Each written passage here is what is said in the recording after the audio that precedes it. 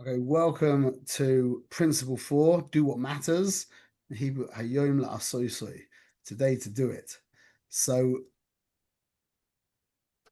yeah, David, you just asked if it gets easier. Yeah, once you discover your mission, so a moment. Once you've discovered your mission, it's not that it gets easier, it becomes relevant. And we're going to talk about now how you actually, in a sense, become your mission as opposed to just discover your mission. Because once you've become your mission, then you can stop kind of micromanaging yourself. It's quite amazing. Once you've really become your mission guides you, and you can stop with time management. You can stop with micromanagement. There might be like little tips and tricks along the way, but you'll feel that you're moving. Okay, everyone, can everyone do me a favor? Can we grab a pen and a scrap of paper? If you want to, in the booklets, it's on page 113. There's some spare room. Okay, I want everybody to write down something that they are currently not doing that they feel they should be doing.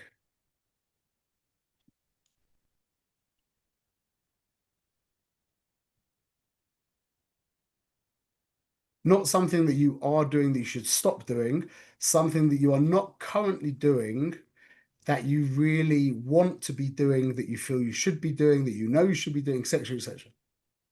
Shouldn't take you very long to work that out. Right, one thing, two things, 10 things. Just give me a thumbs up when you've done that.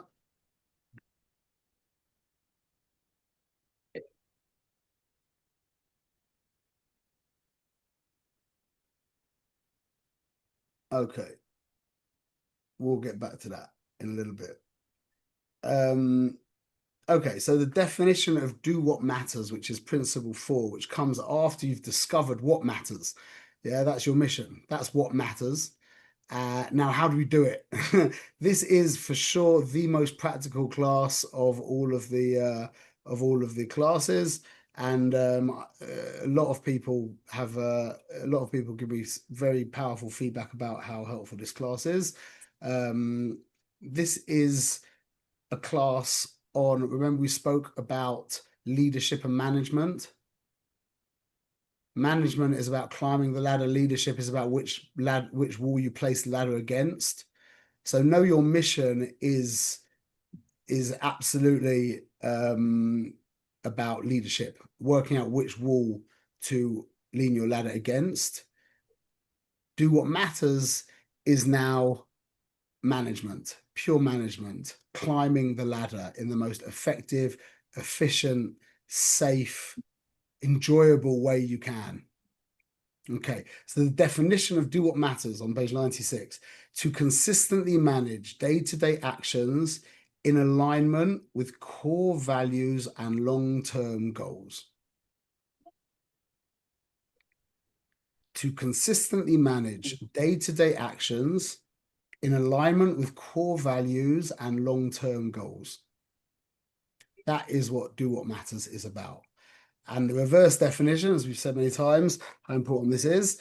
The reverse definition is to be sidetracked by the insignificant, neglecting one's core values and life mission, which is basically what we all do all the time. To be sidetracked by the insignificant, neglecting one's core values and life mission. One moment. Okay. Affirmations. By the way, are people saying the affirmations? Yeah, it's a really good thing to do. And again, like I say, I've said over and over that there's so much kind of like, I don't want to say pop psychology, there's that as well, but like kind of pop Yiddishkeit, where we are just desperately searching for the quick fix meditation, or you know or drug or experience or whatever it is that's going to flip everything around. But from my experience, the ultimate way of changing yourself is repetition of good stuff, of good information, going over it again and again and again and again and again until it actually starts to mold your mind. And in the next class, if anybody wants to go on from blessed life to living the life, we're really taking that to a whole new level where we're just kind of giving the same message again and again and again from this angle, from that angle, from this angle, from in every single way, and just trying to help people mold their minds. So the affirmations, the actual saying the affirmations is a really good exercise. Okay, so affirmation one: my daily actions will always reflect my values and draw me closer to my long-term goals and mission. For most people, this is Chinese, this idea of like living your life in a cohesive, what's the word, in a holistic way where everything is moving to a certain place. That is a very unique person who is experiencing such a life. Okay, my daily actions will always reflect my values and draw me closer to my long-term goals and mission. Number two, I refuse to be swayed by the illusion of urgency in unimportant tasks.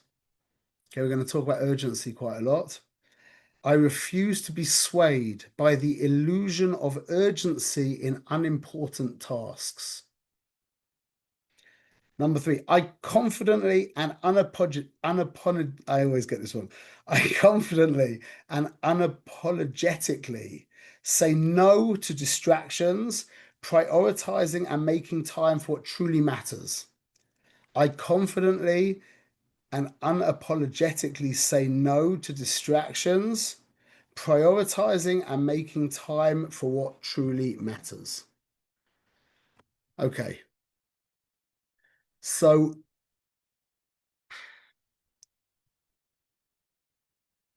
the word discipline, yeah, that makes everyone cringe.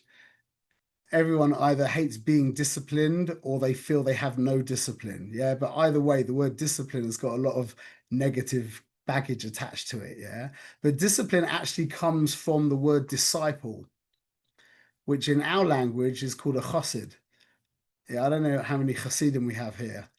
But my advice is if you want to be a chassid of anything, is you need to become a chassid of your mission. That's really what we are. That's what we are here to be chassidim of our purpose in this world. And that means we become a disciple of our mission, a disciple of our values, a disciple of our goals. Shalom Binyamin. And what that really is a fusing of yourself with what you're here to do. We mentioned this last week. In the words of my Rebbe, he said, it's the transition from what you are to why you are. Once you stop being what you are and you start becoming why you are, then you can literally let go of micromanagement. The whole concept of time management literally falls away, because you are being guided. You're being guided in a certain direction. And if you end up involved in some irrelevant conversation with someone, you will. A funny thing I did one time. Anyone heard of Rav Berkowitz here? Rav Yitzhak Berkowitz. Sure. He's What's the math or it's just our he's a yeah, the Rosh Hashanah. He is in my opinion, a big tzaddik, a tremendous Talmid Chacham, and I got this job to take videos of him for a few weeks. These like 5-minute little videos. So we would go into his house, we would set up the video, and everything would be perfect. The sound thing would be done. He would walk in with a perfectly on time, big smile. How you doing? Walk straight in front of the camera, put the thing on, the mic on, say his thing, and then literally smile and say, okay, all the best, and walk out. And that was it. And at the end, when it was the last we did it 10, 15 times, and then the last one, I did, you know, it was sad that I was going to not see him anymore. Yeah, I've been seeing every week for a few minutes every week. And as a joke, I kind of said, you know, Rebbe, maybe, you know, maybe next week we could just kind of like sit around and have a beer together, you know. And and he smiled and everyone just cracked up. It was just such a funny thought when a man is so guided by what he's here to do. The thought of sitting down with him and having a beer, it was hilarious. I mean, he might one day sit down and have a beer with someone, I don't know. But it was just the funny idea, meaning you don't need, once you're so aligned with what you're here to do, yeah, you will find yourself picking yourself up in a situation that isn't aligned with your goal and saying, okay, this was great, thanks so much, and we're going to see you later, okay, and walk out. You understand what I'm coming from? You understand what I mean here? This alignment with your goal will guide you in what you need to do, and it could be the opposite. If one of your goals is that you want to really dedicate some time to your family, yeah, and you've got other pressing things, then your mission will let those other pressing things fall aside and you will sit and have a beer with your older kids or take one of your younger kids out for a nice coffee or something like that. You're that's called becoming a disciple. That is what discipline is. Discipline is becoming a disciple of what you're here to do. It's not this kind of like clenching your fists, you know, gritting your teeth kind of, you know, what do they call it? White knuckling it kind of experience. It's you're guided now by what you're here to do. That's discipline. So as we said, this is management. Okay. What's the fallout? What's the negative consequence of not being of knowing of having uncovered what you're here to do, or at least a vague idea of your values and your goals, what you're about? Yeah. Maybe you haven't uncovered a specific mission, but you've got your values and what you're here to bring to the world. Yeah. Because your values, obviously things that you value, you want to bring to the world. What is the negative consequence if you've uncovered that and you're not living with that? The negative consequence of that, unfortunately, which is unavoidable, it's a principle, is a feeling of self-betrayal. Mhm. In a sense, it would be better not to have discovered what you're about than to have discovered what you're about and not do it. Wow. Wow. Yeah. That's a hard thing to hear. Heavy to hear. Yeah, but it's, and as we know, it's true. It's obviously true.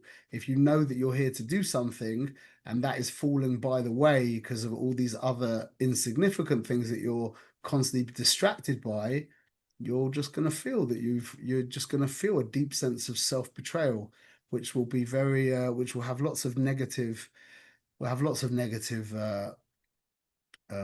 outcomes. Now, what is it that distracts us? Why is it that we get distracted so easily? Like we could, you know, I'm one of my distractions is YouTube. Yeah, you machshmoy. I hate that thing. Yeah, I can get. I don't get sucked in too much, but I can waste, you know, a good few minutes here and there on YouTube, and that is why is it? Why can't we? Why? Like a good example of something that we get completely overwhelmed by is when you need to buy something, yeah? You got to buy something and you end up, I mean, the purchase itself, yeah, you need to buy some headphones from Amazon, yeah?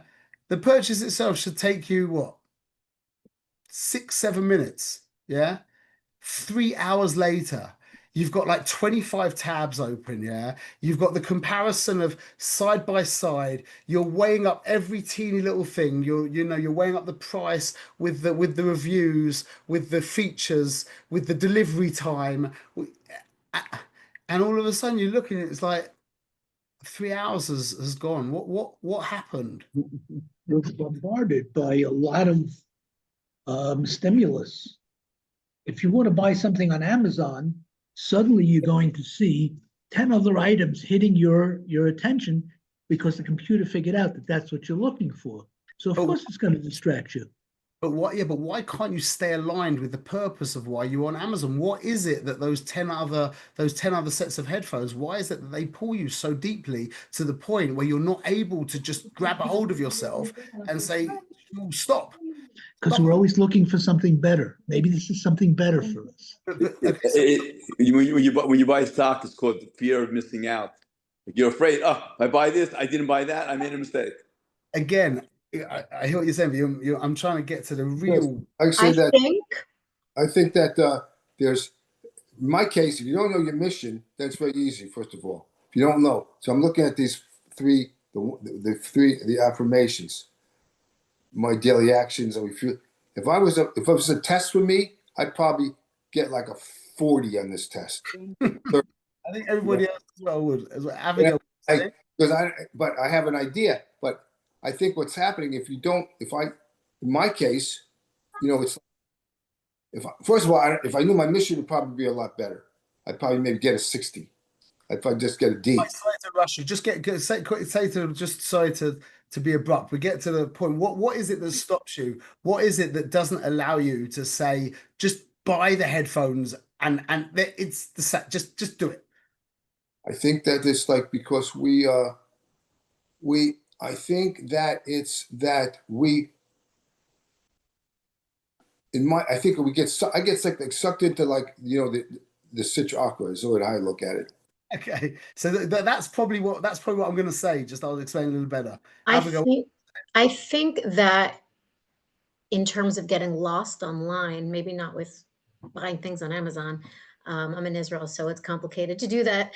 But I think that it's a sense of escapism. Like it's a welcome distraction. When I'm online, I'm being bombarded by content and media and colors and information. I'm no longer thinking about what I have to do and all the things that are bogging me down.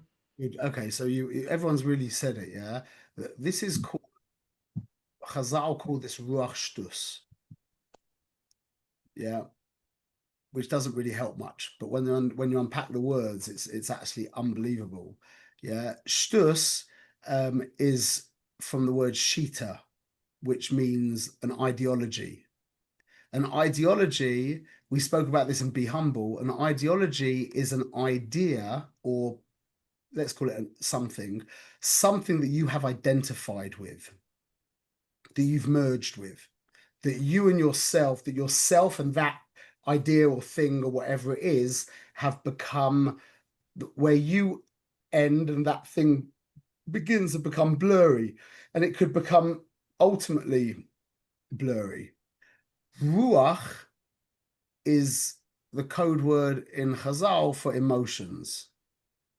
So ruach shtus means when you have become identified with your emotions, that's why you can't rip yourself away.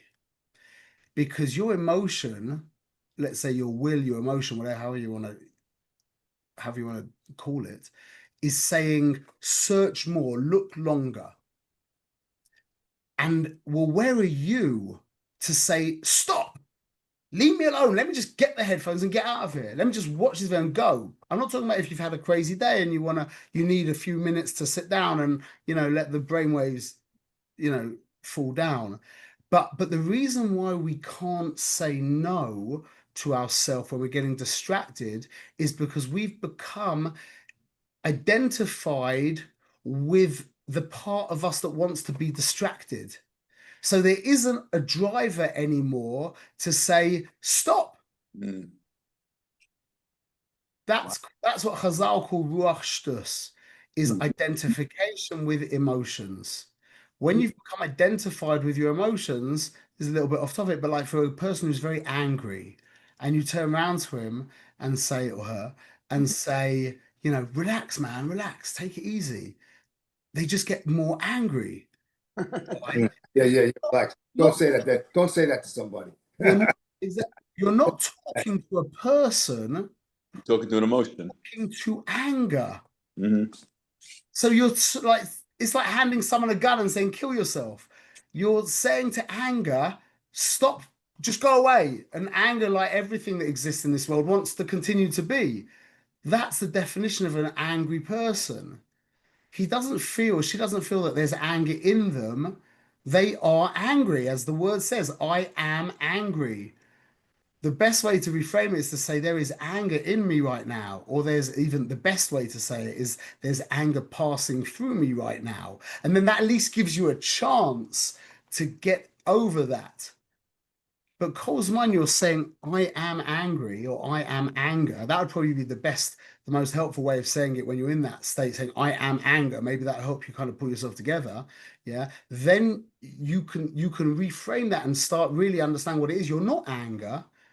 You're not angry, you have anger in you. And once you can make that separation between you and the feeling, then you can then you can do what you need to do. And that's distraction. All these distractions are because there isn't somebody there who's being distracted. There's just the distraction. So that's not particularly helpful. It is very helpful in a sense, but it's not a practical way of getting out of it right now. I'm explaining to you how it's working, how it is that we can sit there and we'll say, look, I'm just going to watch one thing on YouTube. And then 3 hours later, you're like, this is ridiculous. And you don't even remember anything anything you looked at as well, because there's no separation between me and my feeling. So that's called Roshdus. And what that does is that generates what's called an ETL, an emotion thought loop. So now once you're identified with that emotion, yeah, now that creates thoughts about the emotion. Like the emotion is, I want to get headphones. Yeah, I really want to get headphones. Now that generates thinking about the headphones, obviously. Now, those thoughts relay back down into the emotions, which generate more thoughts, more emotions, more thoughts, more emotions, more. And before you know it, it's getting wilder and wilder and wilder, and you're getting more and more lost in the whole whatever it is, until something has to happen to rip you away. Something external has to happen to rip you away, like a power cut, or a friend or kid walks into the room and says, yeah, what's going on? What are you doing? Everyone's with me? So this is what we're up against. We're up against a very, very deep enemy. Yeah. And this is the whole idea of becoming why you are as opposed to what you are.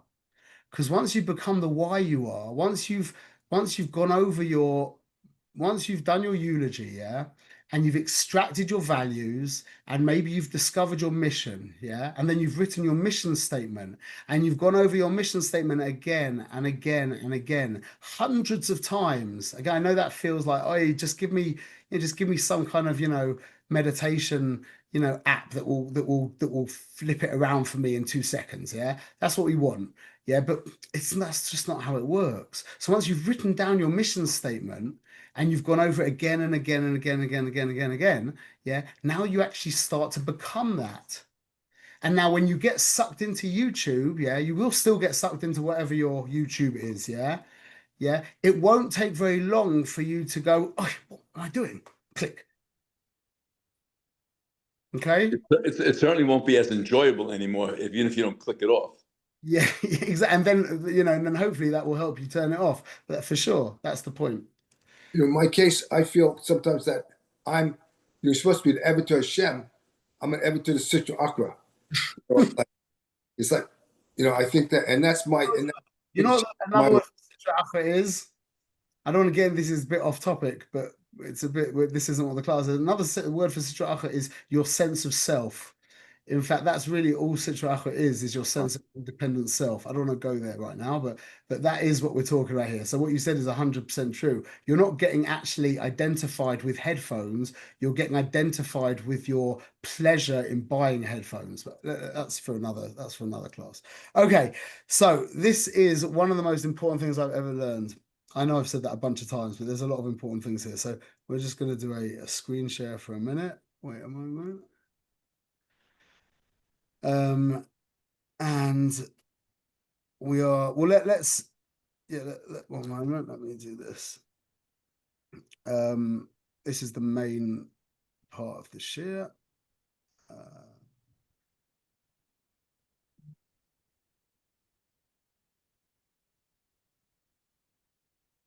Okay, can everyone see this? Yes. Yeah, you can see my mouse as well. No, I cannot see the mouse. Yeah, I see the mouse. Okay. Yeah. I see Michael. You see me? Okay. Hi, I'm Benjamin. Hi there.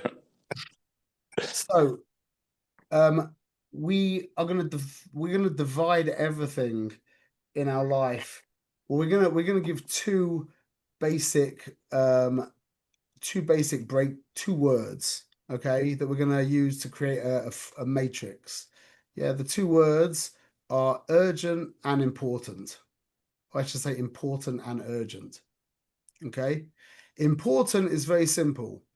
It's important. It's something important.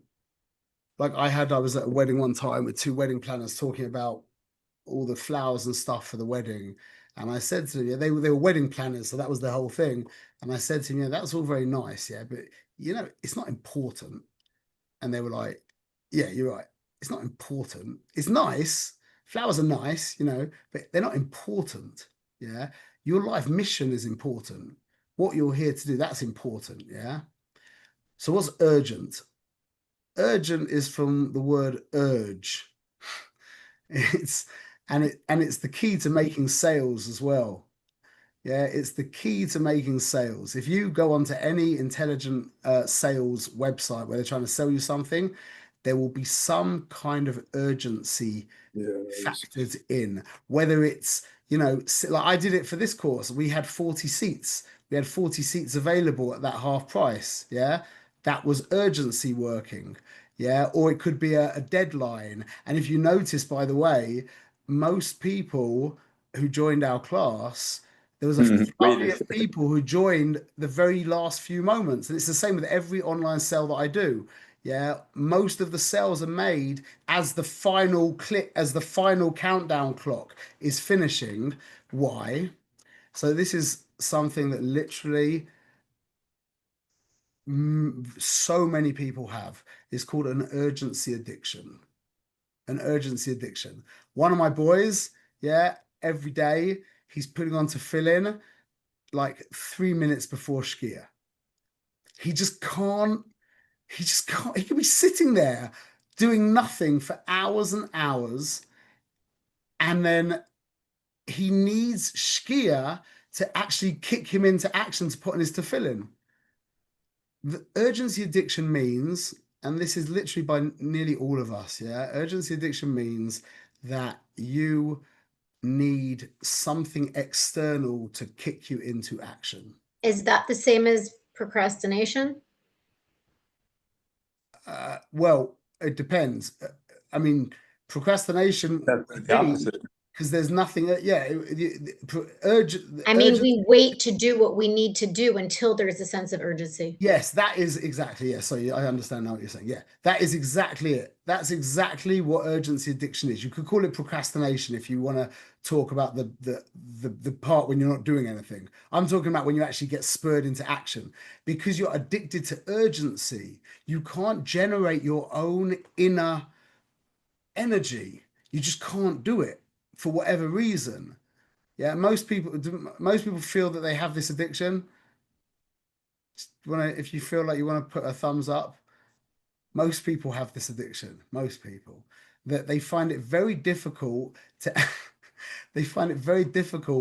actually motivate themselves until something external, then they'll do it. They will do it. They're not going to not do it, but they can't do it off their own steam. That's called urgency addiction. So now let's get to our matrix here. So we've got just, can you still see that you can see my screen? Let's do what matters. Yes. Yeah, good. Okay. So we've got zone 1, which is called important and urgent. Okay. Another word for that, the code word for that is the crisis zone. Okay. Something that is important and urgent is called a crisis. Okay, something that is important and not urgent, that is called the impact zone. That is where we want to be spending most of our time. Okay, Zone 3, urgent and not important. That's the distraction zone. Yeah, that is the zone that most of us probably feel we spend most of our time in. And then zone 4 is not important, not urgent. That's called the nothing zone. Yeah, we're going to describe these, B'ezrat Hashem. And there is a zone 5 actually that is in the booklets that I haven't got here, which is, I don't want to talk about it too much, but that's called the destruction zone. Okay, that's kind of a punishment, so to speak, for neglecting the crisis zone. That's called the destruction zone. The destruction zone. Okay, so important and urgent is a crisis, yeah, which means that you don't have to do anything. It will work itself out. That doesn't mean you don't actually have to do anything. You will do that. Like someone, like a family member. If you're a parent, yeah, and you've got children. If a child falls over and cuts himself badly, chas v'shalom, yeah, that will get taken care of. That is important. And it is urgent, yeah? If you have a blocked toilet, yeah, and you have raw sewage coming up into your house, yeah, that will get taken care of.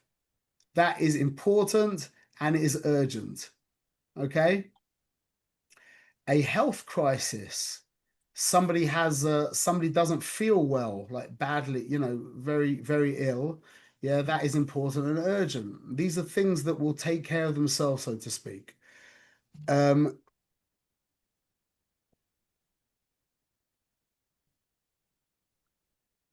Urgent and not important. Let's skip the impact zone for a moment.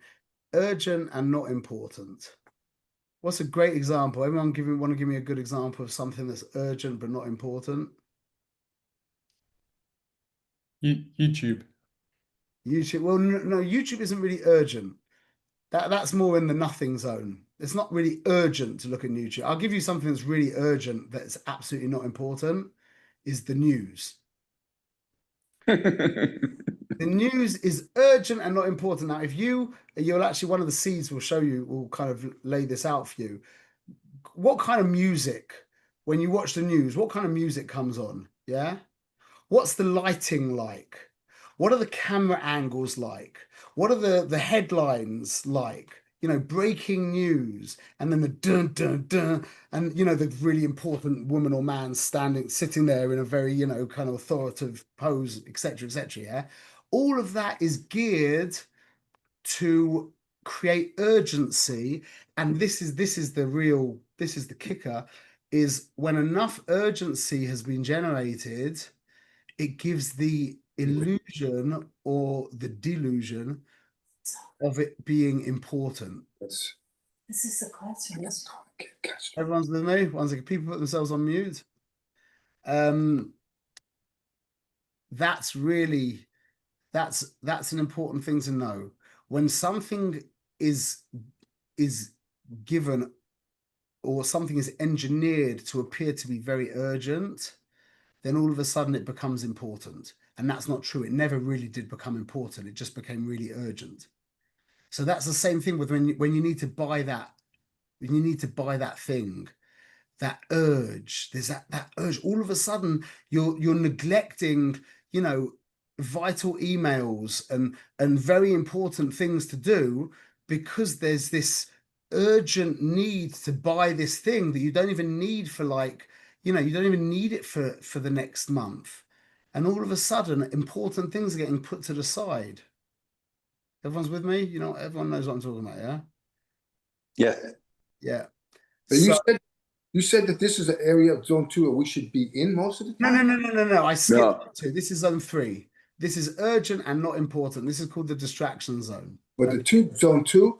No, zone We'll 3, get zone back to 3. that in a minute. Yeah, this is zone 3 we're talking about right now. Urgent and not important. The most perfect example of urgent and not important is the news. That is a fantastic example of another urgent thing that's not important is checking your email constantly or checking your WhatsApp constantly. Yeah, Oh, okay. very urgent and not important. You don't need to do that, but there's a massive urge to do it. And you'll find that really important things are getting put to the side because of the urgency. Okay, the not important, not urgent, the nothing zone, that is like YouTube, social media, you know, oversleeping, just nothing, just nothingness. Everyone can fill in the blank there. Yeah, it's not important and it's not even urgent, and it just that eats away a lot of our time. That has to be completely cut out. Yeah, the urgency now, the urgent thing. I'm not saying that you should never look at the news. Yeah, maybe I am, but you don't you know, it's not a sin to look at the news. But in moderation, you know, to check the news once a day, okay. But to be checking the news constantly, you know, every half an hour, every hour, that's already denting your mission. That's taking away from your mission. Now, what will happen if you spend too much time in the distraction zone? Yeah, then what zone do you think will get will lose its will get, what's the word, will get put to the side? How do you say that? Will get neglected. What zone do you think? Impact zone. Impact. Things that are important and not urgent. For example, yeah, fitness or eating healthy. Eating healthy is not urgent. It's absolutely not urgent. But is it important? Of course it is. Yeah. Spending time with your family. Urgent? There's nothing less urgent. Nothing less urgent than spending time with your family. Unless you've neglected it for so long and now it becomes a crisis. Then it becomes urgent. This is the key here to understanding, is if you're involved in the urgent and not important, the important and not urgent gets neglected, and the important and urgent engulfs you. Meaning things that are important and not urgent, if you neglect them, you end up dealing with crises, if that's a word. If a person doesn't take care of their body, yeah, which again is important and not urgent, the person will end up with a health crisis. If a person doesn't spend time with their children, which is important and not urgent, yeah, then there's a good chance that the children are going to end up with some issues, which is going to create a crisis. If a person doesn't take control of their business and manage their business, and they just leave their finances, you know, that's important and not urgent. You know, do you need to do it? No, but I should do it. Yeah, for sure, I should do it. Yeah, then you end up in again in a crisis. You with me? Yeah. It's very simple, but this is how reality works. Then this is a principle. Can I ask a question? Sure. What happens if the impact zone, the things that are important but not urgent, somehow were not included in your mission statement, but yet they are important? So anytime you're doing those things, you're neglecting your mission, or there's this now discrepancy between what's actually the most important, right? I didn't put eating healthy in my plan, but I'm required to eat healthy to live the kind of life I want to support my mission. So at which point am I now being distracted versus being in line with my mission? Great question. So if it's important, it's part of your mission. You might not have put it into your mission statement, but now that I've mentioned this to you about keeping your body healthy, yeah, you might decide to actually include a little, you know, one line into your mission statement about how important it is to take care of your body. If by definition, if it's important, it should be included in your mission statement. You might not explicitly write it because it might be something that you I don't know how it would be, but that's what it means, important. It means it's important to you. You might think like Donald Trump, yeah, he says that exercise isn't important. And he's 80 years old, is in pretty good shape. So maybe there's something to that. He thinks, you know, you should eat healthy and you know, play golf, walk around, you know, go for a walk every now and again, but you don't have to actually go and exercise or whatever it is. However it is, but that by definition, if you think it's important, that is part of your mission. That's what it means, that it's important. It means it's aligned with your goals and values. That's what we said here. My daily actions will always reflect my values and draw me closer to my long-term goals and mission. That's called doing things that are important. Now, maybe sometimes those things will also be urgent, but love Dafka, they might not be urgent. And most of the time, the important things are not urgent. Most of the time, the important things are not urgent. And like I said, if a person ends up neglecting what's important and not urgent, they will force the person. They will move themselves into zone 1, and they'll have to be taken care of. I think maybe what you're asking also, Abigail, is the hierarchy of your values. Okay, yep, you have to work that out. If there are certain things that are urgent, so certain things that are important and more important, then you have to know on a micro level. Now it exists again. Don't get distracted by the important for the very important, and don't get distracted by the very important for the ultimately important.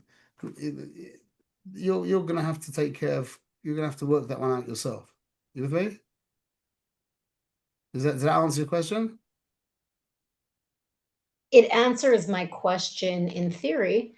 But we were talking about like ruach shtus and getting distracted. And if we're dealing with the hierarchy of all of our values, okay, at some point, one value will be distracting us from another value. And then there's still a need to micromanage myself. It's not just my values dictating behaving beautifully. So again, if you become your mission, your values, your goals, if you become that will really, you will know that you need to now take care of this. At this point, this is ultimately important. This is more important than this. I'm trying to say it's to do with your discipline, meaning how much of a disciple you've become to what you have determined is ultimately important. And it will start answering these questions, even on a very kind of nuanced level. It will start answering these questions for you. If you get your mission statement really clear and you go through it again and again and again and again and again, and you start to become that, yeah, you'll be amazed on what level it will be able to guide you. Amazed. Okay. So now I didn't really mention this, but I'll say it very quickly, is the destruction zone. The destruction zone is behaviors like addictive behaviors, like addictions and things like that. Yeah, that is, like I said, it's a punishment for not taking care of the important and urgent zone. Okay, not going to spend too much time on that, but that needs to be, we need to extract ourselves from that as well. Nice.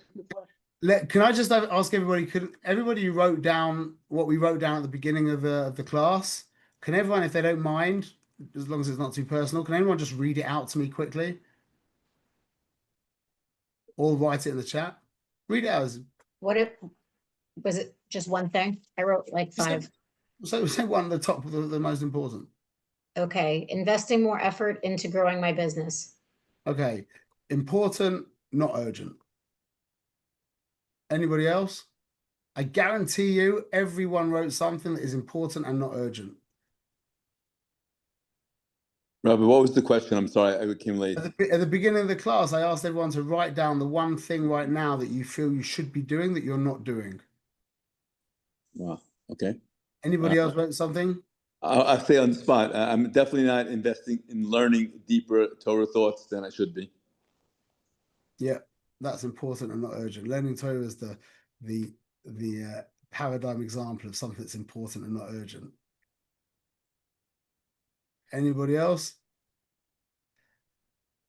Anyway, by definition, what people wrote was something that is important and not urgent. By definition. Okay. So let's there's one of the C's will demonstrate this, but there's an idea of big rocks, small rocks. Anyone heard of this demonstration that Stephen Covey did? He gets a jar, this big jar, and he asks someone to pour. There's like he's got sand and gravel, and then these big rocks.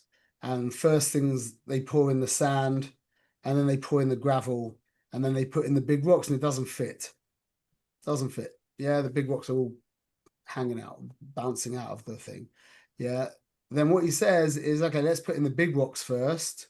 They put in the big rocks. Then they put in the gravel, kind of shakes it around, and the gravel all settles down. Then he puts in the sand, shakes it down again. Yeah, and it all fits. And that is the most perfect martial analogy for how this works. If we take care of the things that are important and not urgent, you will find miraculously that there is absolutely enough time for all the things that are urgent and not important. You'll get everything done. I make it a point, I try and in every aspect of my life, whatever it is, whether it's religious or work or family, whatever it is, yeah, I try my hardest, B'ezrat Hashem, and I'm not always successful, but I try my hardest to make sure I put in the big rocks first. Get the important things done at the beginning of the day or at the beginning of the session. You've got 3 hours to work now, yeah? You've got 3 important emails to answer, and then you've got a bunch of fluff to deal with, and you're ready to deal with the fluff, and you'll say, I'll do the emails at the end. Big mistake. Do the emails first. And everyone knows this. I don't need to tell you this. Everyone knows this. Take care of the emails first, and there'll be room for the fluff at the end. And you'll be amazed. You'll be able to spend more time on the fluff than you were before and have some fun doing it as well, yeah? So that's the big rock, small rocks analogy. And that's another idea. Another way of calling it is the long road, short road, which I've kind of ingrained in my family. This idea of long road, short road, which is basically long road, short road would be reverse into the space, so that when you come out, it's easier and quicker. Yeah. Or on Motzi Shabbos, yeah, when you see that chillum pot in the sink, yeah, right now you don't want to deal with it. In fact, it's the last thing in the world that you want to deal with. But you know that if you don't deal with it now, which will take you, say, like 3 minutes, because it's all soft and not, you know, tomorrow morning it's going to be like 8 minutes of hard work. So that's called long road, short road. It's the same idea. Okay. And that's really putting yourself, that's putting, again, this is, all of this is helping you deal with the Ruach Shtus on a kind of deeper level. Whereas the more you can say, the more you kind of pull yourself and say, just do it, just get on with it, the more separation you're making between you and your emotions, not in an unhealthy way, but in a very, very, very healthy way that will give you the power as you're going. This is really the key to making and keeping promises, because making and keeping promises is basically saying, I don't feel like doing this right now. In fact, I feel like doing something else, but I made a promise and I'll do that. And all of a sudden you're now finding a gap. You're making space between you and your feelings, again, in a healthy way, which allows you, when push comes to shove and your friend or your spouse does that thing again, and you want to say that horrible thing to them or whatever it is, you'll be able to say, well, that's not the right thing to do. That's not a good thing to do. That's not a productive thing to do. And you'll be able to deny yourself. You with me? All of these little things all tick up. They all tick up. And before you know it, you actually find yourself in control, deeply in control. And then it's an upward spiral. Again, I say this to everyone, that the Rebbeinu Hashem, what was it? He fixed the game. He fixed the game. He's our loving Father. We all say, Avinu Malkeinu, he loves us, everything, etc., etc. Yeah. So I know that if I was trying to help my kid grow, yeah, which he's trying to do for us, yeah, I would fix the game in a way that he would be rewarded as he grows. He would be rewarded with more growth, and that's how Hashem fixed up the world. That the minute you get on that upward spiral, and you start creating distance, you start, so to speak, extracting yourself from the Ruach Shtus, which is the key to all of our problems. Yeah, the more you, what's the word? It's like a feedback loop. And you just go up and up and up. And before you know it, you'll be able to say no to things that a year ago you could never have imagined of being able to say no to. The odds are stacked in our favor. It's the opposite as well, unfortunately. Opposite as well. Yeah, that it works downwards as well. But remember that. Okay. So Would it be possible to just in layman's term redefine ruach shtus? yeah, identification with emotions.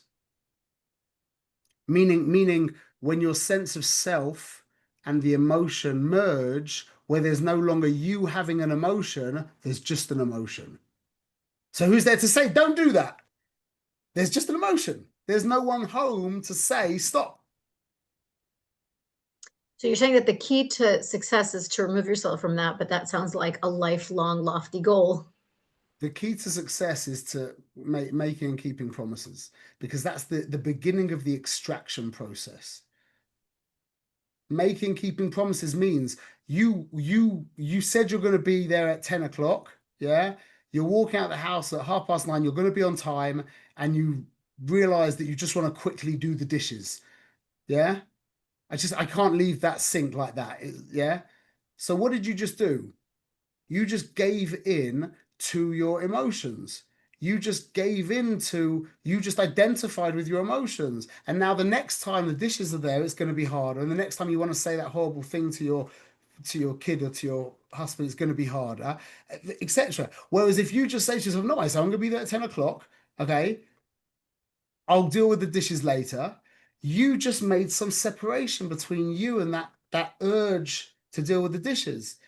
And now you're on an upward spiral. And you'll see Hashem will start sending you micro missions, and he will help you start going up. You understanding? Yeah?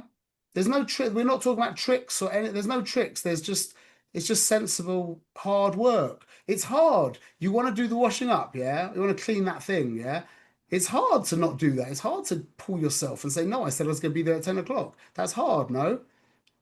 But it's exponential. It kind of like what's it called? Those carpet bombs, they go and they spread out. That's exactly what happens when you start by making and keeping promises. It will affect every aspect of your life, because you've just said to your friend you'll be there at 10 o'clock, yeah? And you put yourself aside and you got there at 10 o'clock. Now, the next time your kid does that thing that they always do that drives you crazy, and you want to scream at them, and you shouldn't scream at them, yeah, instead you should just give them one of those looks or whatever, yeah? You've got more of a chance of doing that. And then when you do that, then the next time, when it's that really bad thing that you want to stop doing, yeah, you've got a chance. You with me? It's just simple logic. So when your kid does something bad or something like that, or somebody says something to you that insults you in some way, and you don't say anything at that point, but you said don't do something wrong. But let's say you said something to that person. Well, I don't think that was a nice thing to say. That's a different thing. That's no, that's important, because it's like, is it important just to like eat it, or not even to say that? Again, we're not getting into details here. I'm just giving you the mechanics of how it works. If it is nuanced, and there will be times when you won't know what the right thing. Sometimes the right thing to do is to really shout at the child. Sometimes it is. A lot of times it isn't. But again, this is a different topic. Let's start it, because we've got another. This is now we're behind in time, and I need to go to Sherry Brochers. But I want to try and get through this really quickly. Okay, it's all in the book. On page 105, from page 105 to 108. Yeah, this is like a couple of decades of experimentation with myself. Nothing that I'm telling you, I'm not telling you anything that I'm not at least trying to live with 100%. Yeah. So I'm going to say this quickly, and it's not going to stick at all, but you do have it written in the booklets, and it really is, this is super important. Okay. First things first, if you want to do what matters, start the day with a proactive act, which means don't start the day by looking at your phone. That is a reactive act. You set yourself on a downward trajectory if you open your eyes and the first thing you do is you look at your phone. Because looking at your phone is a reactive activity. Someone says this, so you do this. Someone says this, so you do this. Yeah. Get out of bed. Yeah. Wash your hands, whatever you do. Yeah. And have something set, whether it's going to be 30 seconds of breathing, whether it's going to be a quick exercise regime, whether it's going to be a shower, whatever it is. Yeah. You will set yourself on an upward trajectory. I know this 100%. 100%. When you come into the office, yeah, the first thing people do is they go to their email or again, a reactive thing. Yeah. Don't do that. The first thing you do when you get into your office, even have it planned from the day before, whatever it is, that thing that you need to do. Yeah. Have that ready for the first thing. It could even be just 2 minutes. Yeah. But start by being proactive. That puts you on the right trajectory. Everyone got that? That's clear? Okay, we can give a whole class on that by itself. We'll go into that in the seeds. Okay, now we've got 2 ideas. I'm going to talk about this in regards to Torah. I'm going to say it very quickly. But this is applicable for anything. Okay, in Torah we've got what's called koveya itim and koveya shiurim. Yeah, to set times and to set goals or to set measurements is really the idea. Okay, setting a time in regards to Torah study would be from 9 o'clock until 10 o'clock in the morning. I'm learning Torah. I'm not available. Phone's off, and I'm there. I'm not there at 9 o'clock and getting my coffee and dealing with everything. And then I'm sitting there already at like 9:07. I'm there from 9 until 10, and that's called koveya itim, where you set times. Okay, that's very, very good. Okay, koveya shiurim is many times more practical. It's when you set yourself some kind of measured thing that you need to do each day. So Daf Yomi would be, and I don't think Daf Yomi is such a good idea personally, because I feel most people, it's such a big bite, it's so hard to do that most people just get disillusioned, and they it's like making and breaking promises for most people. But that's a very big bite, yeah, Daf Yomi, to do that every day. But that's a great example of koveya shiurim. What is the shiur? What is the measurement? Is I learn 1 page of Gemara every day. Okay, you could do that with the Kitzur Shulchan Aruch, or you could break down some kind of secular learning goal or some kind of skill you want to learn. You'll see this is something that I came up with a good few years ago now. If you see this, yeah, this is for this book, the 39 Malachas. Probably people have it. It's like a 4-volume book. It's a very big book. And what I did is I sat down at the beginning of the year, this was a few years ago, and I broke it down into pages every day so that I ended up by the end of the year having completed the book. Yeah. And every day you tick it off, and it's about, 4 to 5 pages, maybe. It's costs you about, 7 minutes every day, and you get to see all of Hilchos Shabbos every year. That's a great example of koveya shiurim. And again, you could fill in the blank. It doesn't have to be the 39 malachas. Anything, any goal that's a biggish goal that you want to accomplish, if you break it down into bite-sized pieces, yeah, and very defined, because if you just say, I'm going to learn a little bit every day, it won't happen. You won't get through the whole thing. You won't do it. But if you delineate it and you measure it out, there's a very good chance you'll get through it. Okay. Set yourself up for success means get rid of distractions. Like I've actually given you on page 109 a little cheat to get rid of YouTube from your computer, where if you need to get it back, you can get it back quite quickly. Okay, but just creating a little space, whatever your thing is, yeah, that thing that distracts you, try and create some distance between you and it. Set yourself up for success. Okay, make it rewarding. Okay, work out some kind of reward scheme for when you do it. Like, for example, I used to do these critiques for my school, and they take like 15 to 20 minutes. I would draw a little grid. I'll take a piece of paper, draw a grid of 4 spaces, and as I did each one, I'd check it off. That is a little reward to look at after when you check off the fourth box. That is a subtle reward that actually helps. So you can work out your own reward system, but reward yourself for good behavior, whether it's a candy or whatever you appreciate, some kind of intelligent reward that helps as well. And then I haven't really got time. I'm gonna miss it. I'm gonna miss this down, but yeah, read through. Please read through. Break it down. It's very important. But we haven't got time for that. I'm sorry.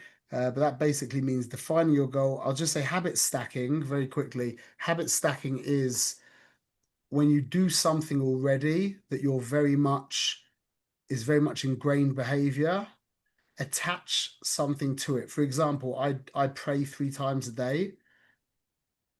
So I pray 3 times a day. I always pray 3 times a day. Yeah. So attach something to the end of Shachris, Mincha, and Ma'ariv. Yeah. Like learn a Mishnah.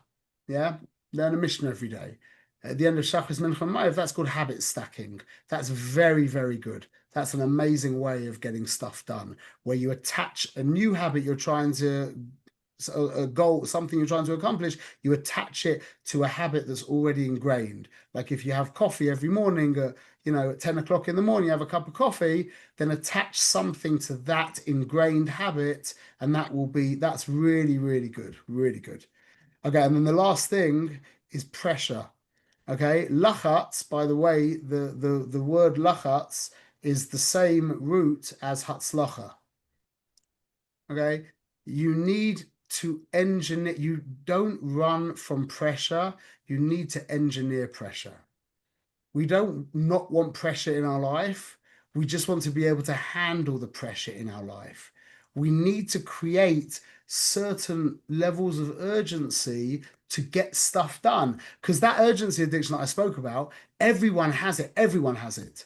But what I do is I engineer my own urgency. Meaning I don't need urgency from external sources now to push me into action. I engineer my own urgency. So that's the idea. Again, you can read that up in detail in the booklet. But yeah, don't fear pressure, harness it. Okay, Shalom Arelab. Let's listen to our song. 1 minute.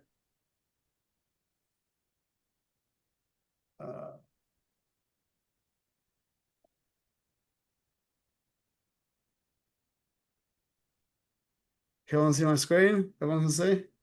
Yep. 1 moment. Okay.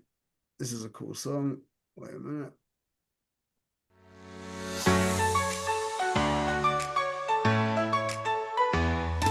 The world's a busy place and this part's moving, but I won't be distracted.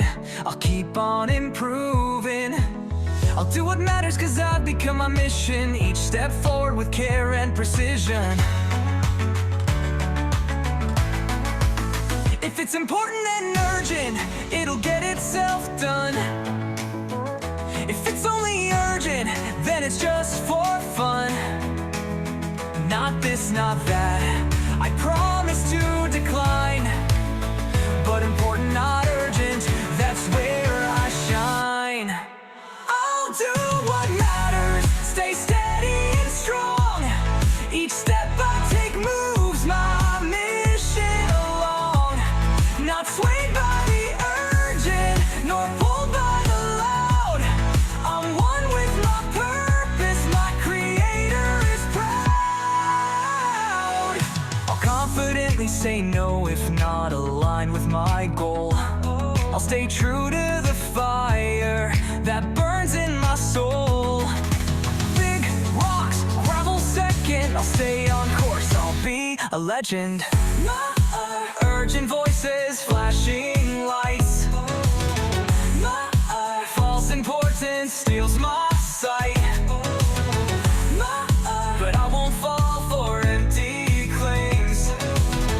I know what matters, I won't play games. If it's important and urgent, it'll get itself done. If it's only urgent, then it's just for fun. I promise to decline, but important, not urgent, that's where I shine. I'll do what matters, stay steady and strong. Each step I take moves my mission along. Not swayed by the urgent, nor pulled by the loud. I'm one with my purpose, my creator is proud. Discipline's no fate, it's a choice I create. It all unfolds when my missions got straight. What matters most must lead the way. Not just tomorrow, but starting today. I'll do what matters, stay steady and strong. Each step I take moves my mission along. Not swayed by the urgent, nor pulled by the loud. I'm one with my purpose, my creator is proud. What is the key? To say no when need be, and without apology, with honesty and modesty. No care for their ideology, and that will set me